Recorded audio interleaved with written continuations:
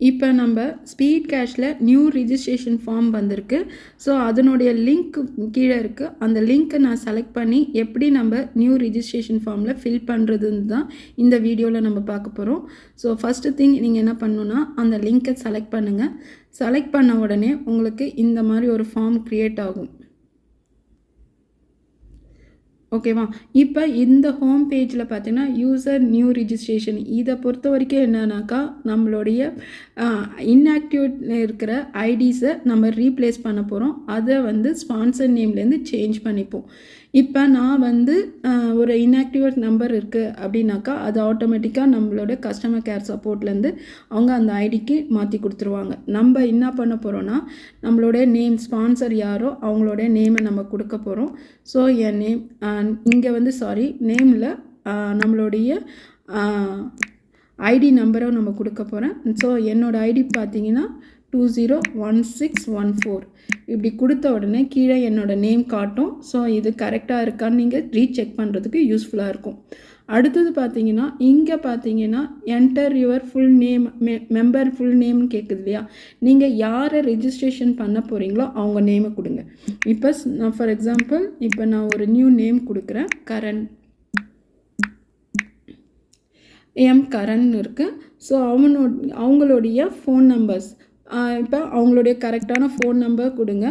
இப்போ 830370. ஸோ இது வந்து பார்த்திங்கன்னா அவங்களுடைய ஃபோன் நம்பர். இதே நம்பர் தான் நமக்கு வந்து ஜிபே நம்பர் ஃபோன்பே நம்பராக இருந்துச்சுன்னா நீங்கள் அப்படியே கூட காப்பி பண்ணி பேஸ்ட் பண்ணிக்கலாம். ஏன்னா எந்த ஒரு கரெக்ஷனும் இருக்காது. ஸோ அதனால் ஒன்ஸ் நீங்கள் அப்போ பேடிஎம் இருந்தாலும் பேடிஎம் ஃபுல்லாக கொடுத்துக்க வேண்டியது தான். கொடுத்துட்டு அவங்களுடைய வாட்ஸ்அப் நம்பரும் அதே தான். ஸோ அதை இப்போ ஒன்ஸ் ஒரு தடவை பண்ணுறதுக்கு முன்னாடி ஒரு தடவை செக் பண்ணிக்கோங்க எல்லா நம்பர்ஸும் கரெக்டாக இருக்கான்ட்டு. அப்போ ஃபோன் நம்பர்ஸ் கரெக்டாக இருக்கான்னு ஒரு தடவை செக் பண்ணுங்கள். 6383037340. ஸோ ஓகே கரெக்டுன்னு சொல்லியாச்சு. இங்கே கீழே பார்த்தீங்கன்னா I agree to speed cash privacy policy and terms அப்படின்னு இருக்குது. ஸோ அதை டிக் பண்ணிக்கிறீங்க. டிக் பண்ணி ரிஜிஸ்டர் கொடுக்குறீங்க. ரிஜிஸ்டர் கொடுத்த உடனே உங்களுக்கு இந்த மாதிரி ரிஜிஸ்டர் ஃபார்ம் ஆகிடுச்சு. ஸோ இந்த இடத்துல பார்த்தீங்கன்னா உங்களுக்கு ஒரு நியூ ரிஜிஸ்ட்ரேஷன் ஃபார்ம் க்ரியேட் ஆகிடுச்சு.